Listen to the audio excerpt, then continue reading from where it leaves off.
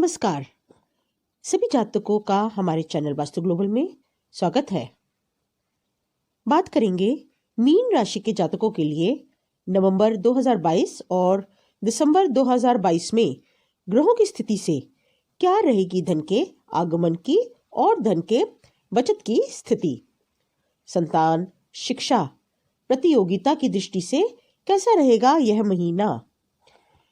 भूमि, भवन, भौतिक सुख, रोग, ऋण, लव रिलेशन, दाम्पत्य सुखों के बारे में भी चर्चा करेंगे और धर्म, अध्यात्म, भाग्य और पुरुषार्थ के बारे में भी चर्चा करेंगे। जॉब, करियर और विदेश, इन सब के बारे में भी चर्चा करेंगे। पहले पिछले महीने जब सूर्य का गोचर तुला राशि में था तो आपके लिए ग्रह गोचर से क्या क्या परेशानियां आई और इन परेशानियों की वजह क्या थी, इस पर भी चर्चा करेंगे। आपको यह समझ आएगा कि ग्रह गोचर का प्रभाव कितना आपके जीवन पर पड़ता है, कौन सा ग्रह आपको अच्छा फल देकर गया और किस स्थिति में वह आपके लिए अशुभ रहा होगा। दूसरे भाग में हम ग्रहों की स्थिति भी बताएंगे जब सूर्य का गोचर वृश्चिक राशि में 16 नवंबर से होगा। उसके आधार पर आपकी कुंडली में बन रहे ग्रहों की स्थिति आपके लिए कैसी रहेगी और उससे आपके जीवन पर पड़ने वाले प्रभावों की चर्चा भी करेंगे। आपको अच्छे और बुरे प्रभावों से अवगत कराएंगे ताकि आप इनके अच्छे प्रभावों का पूरा फायदा उठा सकें और बुरे समय में क्या क्या सावधानियां रखें, इसका भी विश्लेषण करेंगे। ज्योतिष से यही लाभ होता है कि हमें आने वाले अच्छे और बुरे समय का पता चल जाता है और उसके अनुसार ही हम अपने समय का प्रबंधन कर सकते हैं, ठीक से प्लानिंग कर सकते हैं और लाभान्वित हो सकते हैं। तीसरे भाग में हम वास्तु के भी कुछ उपाय बताएंगे ताकि आपको उसका भी लाभ मिल सके। वास्तु की जानकारी आपको हम हर वीडियो में प्राप्त कराते हैं। यह विश्लेषण आपकी चंद्र राशि के आधार पर किया जा रहा है। तो आइए विश्लेषण शुरू करते हैं।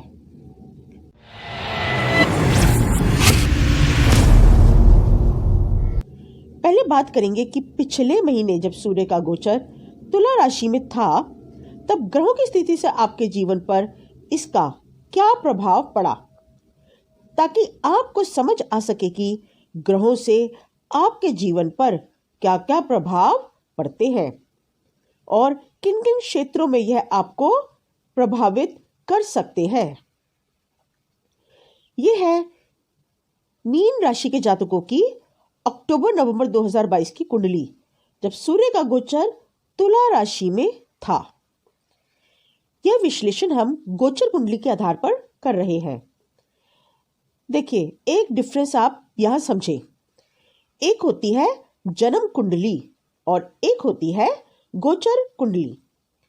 जन्म कुंडली जन्म समय या काल में ग्रहों की स्थिति को दर्शाती है। वह ग्रह स्थिति जातक में विद्यमान ऊर्जा व रश्मियों की स्थिति व मात्रा की जानकारी देती है। जन्म पत्रिका हमें दो तरह की जानकारी देती है। एक जातक को जन्म के समय क्या मिला, क्या है उसके भाग्य में। दूसरा, जीवन यात्रा की दिशा, गति और समय अनुसार यात्रा में आने वाले उतार चढ़ावों की संभावनाओं की व्याख्या करती है। जन्म पत्रिका से महादशा, अंतरदशा, प्रत्यंतर दशा, सूक्ष्म दशा और प्राण दशा का भी विश्लेषण किया जा सकता है। दूसरी होती है गोचर कुंडली। गोचर कुंडली में वर्तमान में ग्रहों की स्थिति के आधार पर फल कथन किया जाता है। तो ये है आपके सामने मीन राशि के जातकों की नवंबर 2022 की गोचर कुंडली। किसी भी जातक की कुंडली में सबसे अधिक प्रभाव लगन के स्वामी का पड़ता है। साथ ही साथ लगन के स्वामी के मित्र कौन कौन है, मित्र ग्रह किस स्थिति में है और उनका क्या प्रभाव पड़ेगा, इस आधार पर विश्लेषण किया जाता है। तो नवंबर का महीना मीन राशि के जातकों के लिए कई मायनों में विशेष परिवर्तन के योग लेकर आ रहा है। एक सकारात्मक परिवर्तन। आपकी कुंडली के लगन के स्वामी है देवगुरु बृहस्पति, जो केंद्र के भाव में हंस राजयोग बना रहे हैं। राहु धन भाव में गोचर कर रहे हैं। राहु और देवगुरु बृहस्पति एक दूसरे से 2/12 का संबंध बना रहे हैं। सबसे इंपॉर्टेंट बात है कि 24 नवंबर को देवगुरु बृहस्पति मार्गी हो रहे हैं और 22 नवंबर से राहु अंश बल से परिपूर्ण हो जाएंगे। और यह संबंध राहु और देवगुरु बृहस्पति का अप्रैल 2023 के महीने तक बनेगा और आपको इससे बहुत अधिक लाभ प्राप्त होगा। मंगल का गोचर 13 नवंबर को पराक्रम भाव में होगा। शनिदेव लाभ के भाव में मार्गी होकर गोचर कर रहे हैं। सूर्य, शुक्र और बुध ये तीनों ही ग्रह राशि परिवर्तन करके अष्टम भाव से आपके नवम भाव में गोचर कर जाएंगे। 16 नवंबर को सूर्य अष्टम भाव से गोचर करके नवम भाव में आ जाएंगे। बुध 13 नवंबर को अष्टम से नवम भाव में आ जाएंगे और शुक्रदेव 11 नवंबर को अष्टम भाव से गोचर करके नवम भाव में आ जाएंगे। सूर्य और शुक्र दोनों ही विपरीत राजयोग बना रहे हैं, जो बहुत ही श्रेष्ठ राजयोग है। तो ये है ग्रह की स्थितियां, जिनकी हम आगे चर्चा करेंगे।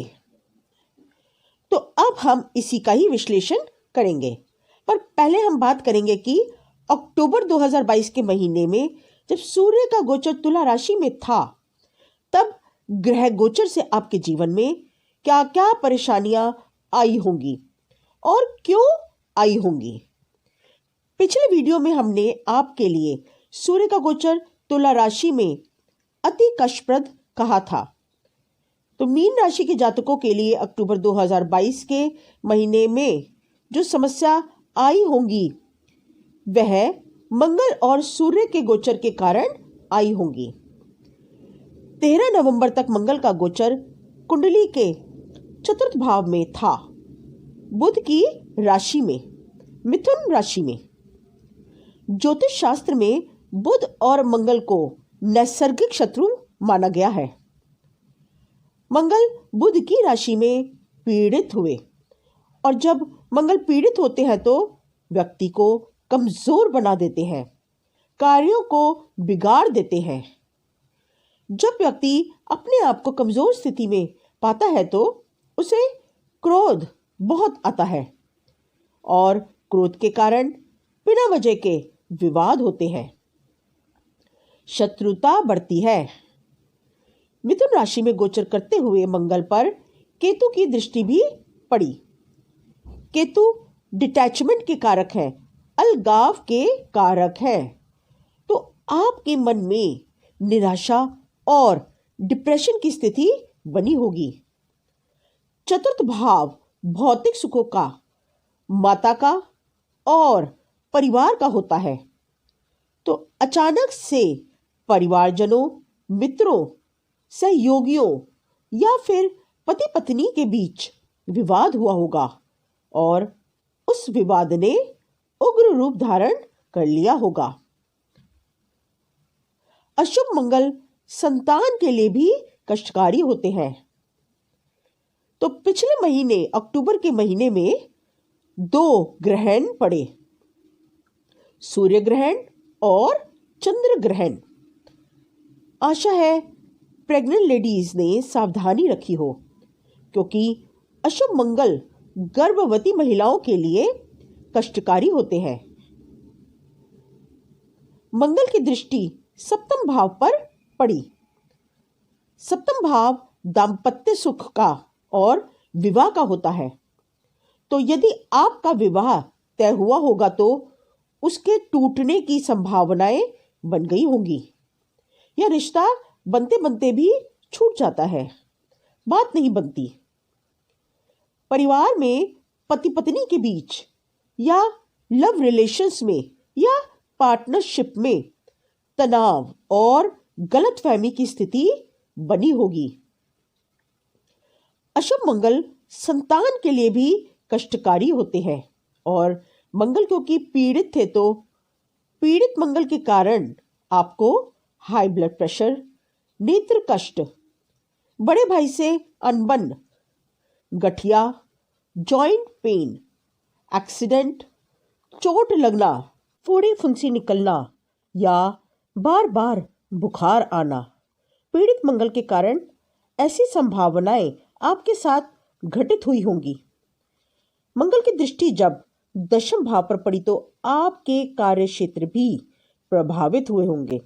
एक अजीब सी चिड़चिड़ाहट होने के कारण आपके अपने सहयोगियों से या अपने बॉस से तू मैं हुई होगी और इस विवाद के कारण आपका कार्य प्रभावित हुआ होगा। अजीब सी मानसिक तनाव की स्थिति बन गई होगी और मानसिक कष्ट हुआ होगा। चतुर्थ भाव प्रॉपर्टी का होता है तो प्रॉपर्टी को लेकर विवाद की स्थिति बनी होगी। मंगल की अष्टम दृष्टि लाभ के स्थान पर पड़ी। ऐसी स्थिति में धन के आगमन में रुकावट आ जाती है और यदि आप धन संचय करने की सोच रहे थे तो उसमें भी बाधा आई होगी। आत्मविश्वास में कमी, घबराहट और सिर दर्द की शिकायत भी रही होगी।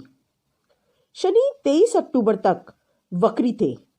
जब वक्री थे तो ऐसी स्थिति में शनि कार्यों की गति मंद कर देते हैं और शनि का गोचर जो आपके लाभ के भाव में हो रहा है तो आपको लाभ कम प्राप्त हुआ होगा। शनि वैसे तो उपचय स्थान पर अच्छा फल देते हैं और आपके लिए शनि इस गोचर में स्वराशि में मकर राशि में गोचर कर रहे हैं। मकर राशि शनि की अपनी राशि है तो इससे शनि देव का प्रभाव थोड़ा कम ही पड़ा होगा, लेकिन अपनी प्रवृत्ति के अनुसार तो पड़ेगा ही। आपकी कुंडली में शनिदेव 12वें भाव के भी स्वामी है।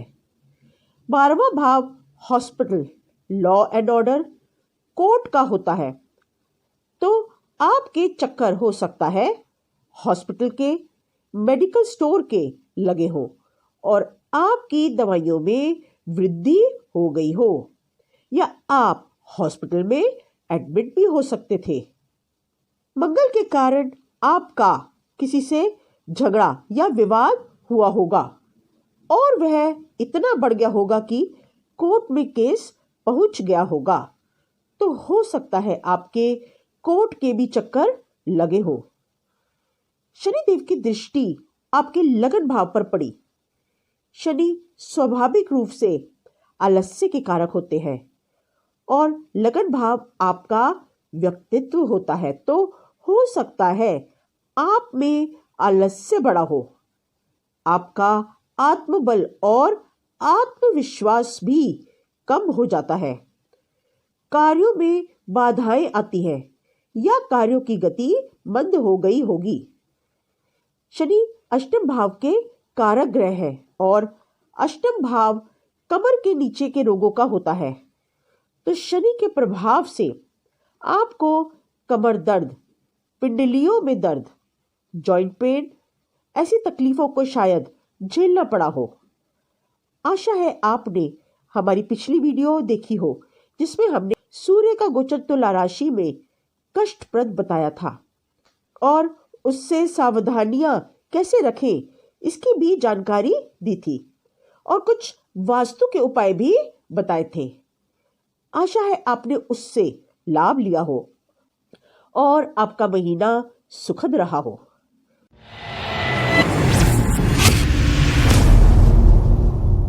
तो आइए अब बात करते हैं नवंबर 2022 के महीने की, जब सूर्य का गोचर वृश्चिक राशि में होगा।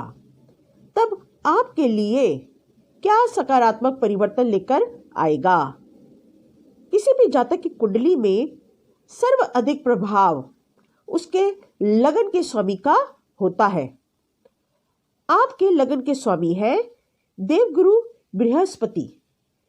देवगुरु बृहस्पति अभी वक्री अवस्था में है और 24 नवंबर से देवगुरु मार्गी हो जाएंगे। 22 नवंबर से राहु भी अंश बल से परिपूर्ण होंगे और महाबली योग बनाएंगे। राहु और देवगुरु बृहस्पति का 2-12 का संबंध बना हुआ है। राहु से गिने तो देवगुरु बृहस्पति उनसे 12वें नंबर पर आते हैं और देवगुरु बृहस्पति से गिने तो राहु दूसरे नंबर पर आते हैं। तो बन गया दोनों का 2-12 का संबंध। दोनों ग्रह महाबली स्थिति में है। राहु का गोचर धन के भाव में शुभ भाव में हो रहा है। दूसरा, राहु का देवगुरु बृहस्पति के साथ 2-12 का संबंध बन रहा है। तीसरा, 22 नवंबर से राहु अंश बल से परिपूर्ण होंगे, युवा अवस्था में आ जाएंगे। राहु आपके एम्बिशंस के कारक है, आपकी महत्वाकांक्षाओं को शो करते हैं। राहु एक्सपेंशन है, राहु विस्तार है और यदि राहु शुभ स्थिति में होते हैं तो राहु अकेले ऐसे ग्रह हैं जो अपार धन देते हैं। देवगुरु ज्ञान, बुद्धि, धर्म, विवेक, सत्कर्म, विवाह, शिक्षा, मान सम्मान के कारक है। तो देवगुरु बृहस्पति और राहु के संबंध बनने से आप अपने विवेक, अपने ज्ञान, अपनी सूझबूझ से ज्यादा धन अर्जित करेंगे। राहु एक्सट्रीम के कारक है, तो आप अपने बिजनेस को जितना बढ़ाएंगे, जितना फैलाएंगे, आपको उतना ही उससे लाभ प्राप्त होगा। यदि आप एक शिक्षक हैं, प्रोफेसर हैं या ऐसे ही किसी शिक्षा के क्षेत्र से जुड़े हुए हैं, काउंसलर है, लॉयर है या धर्मगुरु है, पुरोहित है, कथावाचक है या धार्मिक कर्मकांड कराते हैं, तो जैसे जैसे आपका काम बढ़ेगा, आप अपने व्यवसाय को बढ़ाएंगे, वैसे वैसे ही आपका धन भी बढ़ेगा और आपको अपार धन प्राप्ति के योग बनेंगे। दूसरा भाव धन संचय का भी होता है, तो आप धन का संचय भी करेंगे, कहीं पर निवेश करेंगे और वह निवेश ऐसी जगह पर होगा जिससे आपको जीवन भर लाभ प्राप्त होगा। दूसरा भाव परिवार का होता है, कुटुंब का होता है, तो हो सकता है आपको अपने किसी कुटुंबजन से धन की प्राप्ति हो या व्यवसाय में लगाने के लिए धन प्राप्त हो जाए। राहु की दृष्टि दशम भाव पर पड़ रही है, तो आप जैसे जैसे अपना बिजनेस बढ़ाते जाएंगे, वैसे वैसे आपको लाभ प्राप्त होता जाएगा। हालांकि मंगल की भी अष्टम दृष्टि आपके दशम भाव पर पड़ रही है, तो यदि आप अपने बिजनेस को बढ़ाते हैं तो आपको लाभ मिलेगा, पर इतना नहीं होगा जितनी आपकी अपेक्षा होगी। शनिदेव आपके एकादश भाव में गोचर कर रहे हैं और शनिदेव स्वराशि मकर की राशि में गोचर कर रहे हैं। शनिदेव एकादश भाव में अति विशिष्ट कारक होते हैं। शनिदेव आपको इस भाव में अत्यंत धनी बनाते हैं। शनि के इस गोचर में यदि आप अपना व्यापार बढ़ाते हैं तो शनिदेव की कृपा से आपका व्यापार बढ़ेगा और आपको उससे निरंतर धन लाभ होगा। शनिदेव आपके 12वें भाव के भी स्वामी है, तो शनिदेव की कृपा से आपको पैतृक संपत्ति का लाभ भी प्राप्त हो सकता है। परंतु ध्यान रखें कि शनिदेव मार्गी हो चुके हैं और 17 जनवरी को कुंभ राशि में आ जाएंगे। तो हो सकता है यह वर्ष 2023 आपके लिए कुछ कष्टकारी रहे।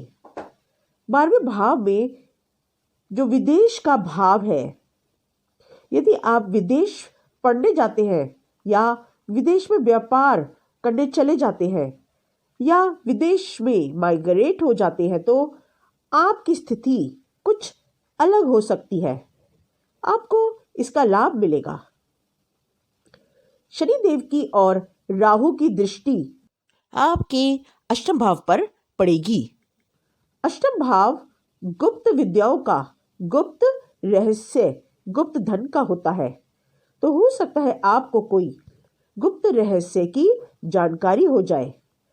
आप यदि अपने घर के बड़े बुजुर्गों के साथ कुछ समय बिताएंगे तो आपको उनसे कोई रहस्यमयी बात का पता चल जाएगा, जिससे आपको लाभ मिल सकता है।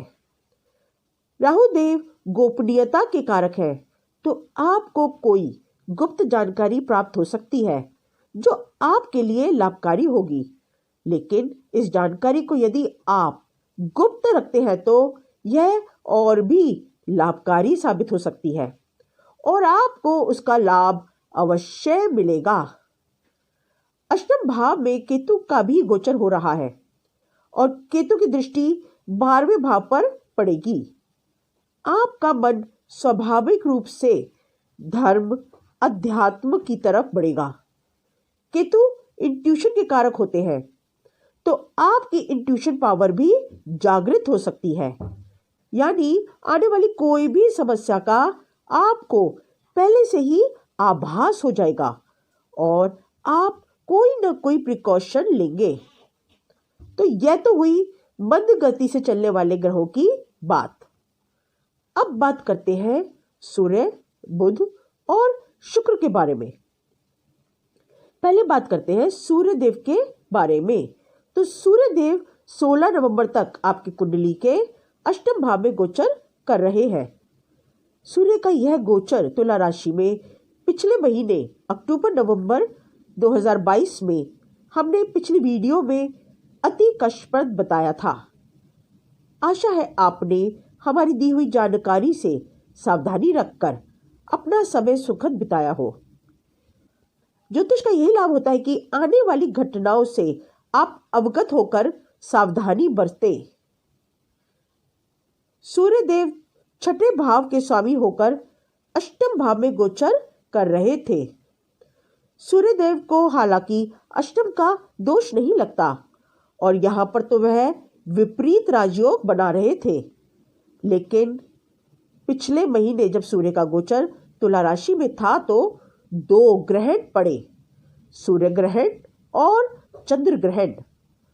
आशा है आपने इन ग्रहण में सावधानी रखी हो। सूर्य जो छठे भाव के स्वामी होकर अष्टम भाव में गोचर कर रहे थे, छठे भाव पर और अष्टम भाव पर राहु की भी दृष्टि पड़ी जो धन भाव में गोचर कर रहे हैं। तो जो स्टूडेंट्स एंट्रेंस की तैयारी कर रहे हैं, स्पेशली सिविल सर्विसेज, नीट की तैयारी या आईपीएस, आईएएस की तैयारी कर रहे थे, उनके लिए सूर्य का तुला राशि में गोचर अच्छा रहा होगा। हालांकि सूर्य का गोचर जब वृश्चिक राशि में होगा वो स्टूडेंट्स के लिए और भी शुभ रहेगा, क्योंकि सूर्य का यह गोचर भाग्य के भाव में हो रहा है।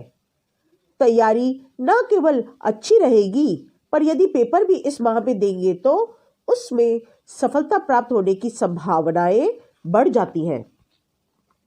सूर्य का तुला राशि में गोचर जब था तो सूर्य देव छठे भाव के स्वामी होकर अष्टम भाव में गोचर कर रहे थे। अष्टम भाव गुप्त धन का होता है, तो आपको गुप्त धन प्राप्त होने के योग बने होंगे। शेयर से, कोई पैतृक संपत्ति से, विरासत, वसीयत से धन लाभ हो सकता है। हालांकि ऐसे धन को कहीं इन्वेस्ट नहीं करना चाहिए, क्योंकि यह माह आपके लिए कष्टप्रद रहा होगा, तो हो सकता है आपका नुकसान हो जाए। 16 नवंबर को सूर्य नवम भाव में गोचर कर जाएंगे।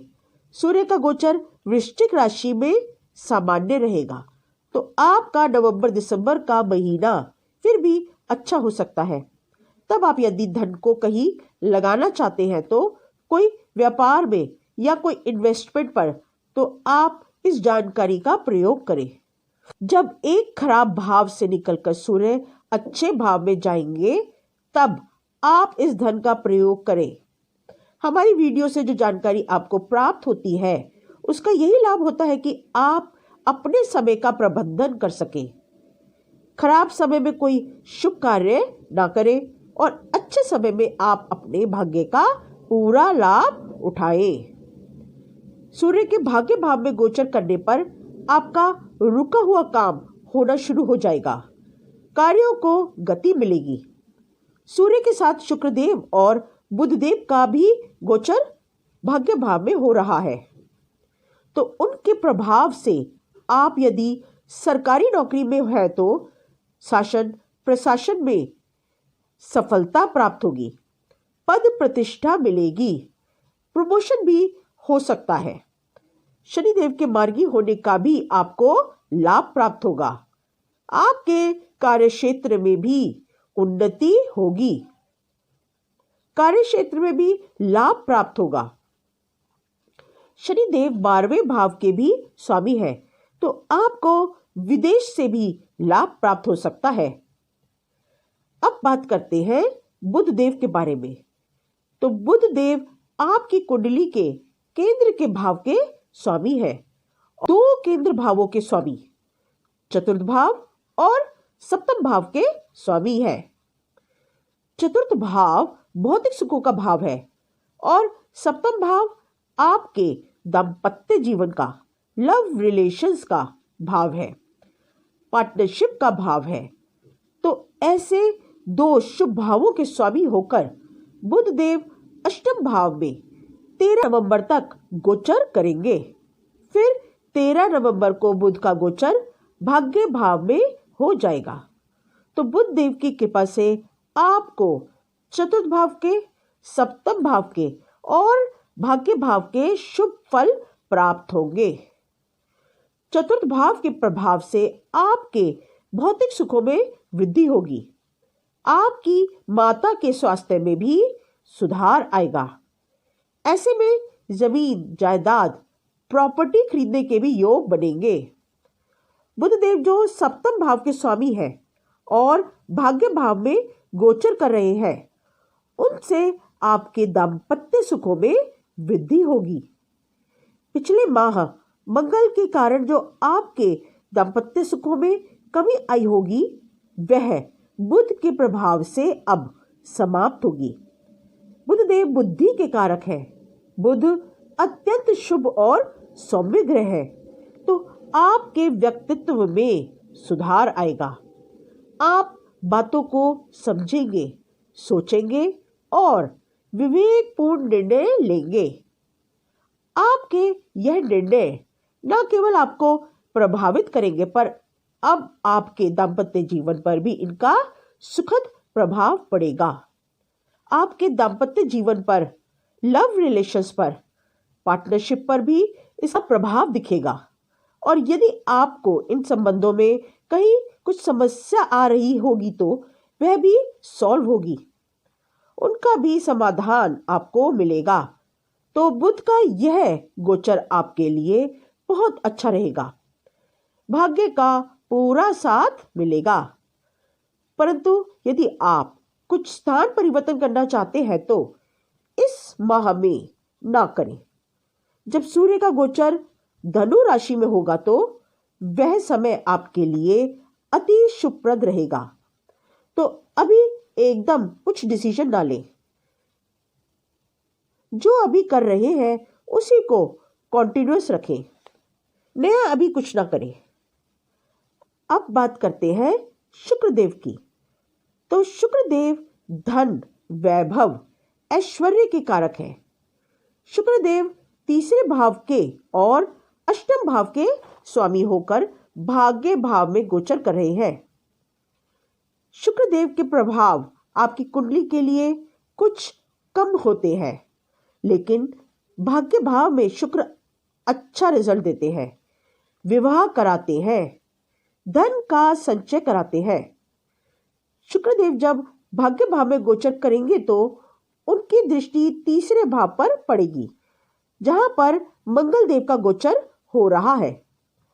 मंगल देव का गोचर वृष राशि में हो रहा है, जो शुक्रदेव की राशि है, और शुक्रदेव का गोचर वृश्चिक राशि में हो रहा है, जो मंगल देव की राशि है।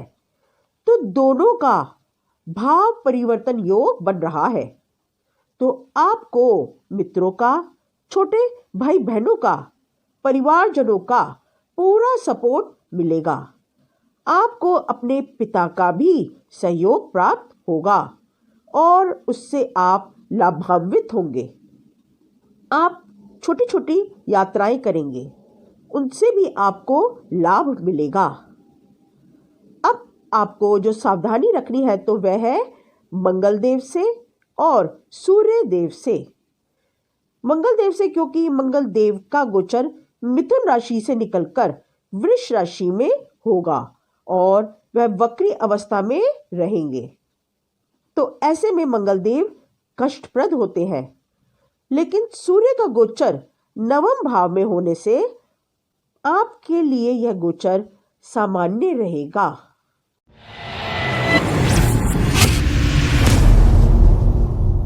तो अब बात करते हैं वास्तु की। शास्त्रों में चित्रों को टांगने के कुछ नियम बताए गए हैं। यहाँ हम पितृ यानी मृत पूर्वजों के चित्रों के टांगने के स्थान के बारे में चर्चा करेंगे। समाज में बड़ी भ्रांतियां फैली हुई हैं। पितरों या मृत पूर्वजों को लेकर जितने मुख उतनी बातें, जिनमें विशेष है पितरों के चित्रों को लेकर। प्रथम, चित्र लगाएं या नहीं। दूसरा, लगाएं तो कहाँ लगाएं। अगर हम पहले प्रश्न की बात करें तो पितरों के चित्र को स्थापित अवश्य करना चाहिए, क्योंकि सही दिशा में स्थापित किया गया मृत पूर्वजों का चित्र उनको प्रेत योनि से मुक्त कर जीवन चक्र के नए पड़ाव की ओर अग्रसर करता है और हम पितरों के दूषित प्रभाव से बच जाते हैं। अब दूसरा प्रश्न यह उठता है कि पितरों के चित्र कहाँ लगाएं जिससे उन्हें प्रेत योनि से मुक्ति मिले और वह मोक्ष की ओर अग्रसर हो। इसका सही जवाब है उत्तर पश्चिम दिशा। जी हाँ, अपने भवन के उत्तर पश्चिम क्षेत्र में पितरों की स्थापना करनी चाहिए। उत्तर पश्चिम क्षेत्र वायु क्षेत्र कहलाता है, जहां कोई भी विषय या वास्तु टिक नहीं पाती। उसका निर्गम आवश्यक है। ऐसे स्थान पर चित्र लगाने से पितृ को मोक्ष की प्राप्ति होती है और पितृ दोष का प्रभाव भी नहीं पड़ता। दक्षिण क्षेत्र में पितरों का चित्र लगाना घर में मौत को बुलाने जैसा है। हमारी हर वीडियो में आपको वास्तु से संबंधित कोई ना कोई बहुत इंपॉर्टेंट जानकारी अवश्य प्राप्त होगी, ताकि आपको उससे भी लाभ प्राप्त हो सके। आशा है आपके लिए यह जानकारी लाभप्रद रहे। हमारी वीडियो को लाइक करें और शेयर भी करें, ताकि सब तक यह जानकारी पहुंच सके। हमारे चैनल वास्तु ग्लोबल को सब्सक्राइब करें, ताकि आप तक हमारी हर नई अपलोडेड वीडियो सबसे पहले पहुंचे। अगली वीडियो में बात करेंगे मंथली प्रेडिक्शंस में मेष राशि के जातकों के लिए कैसा रहेगा सूर्य का गोचर धनु राशि में।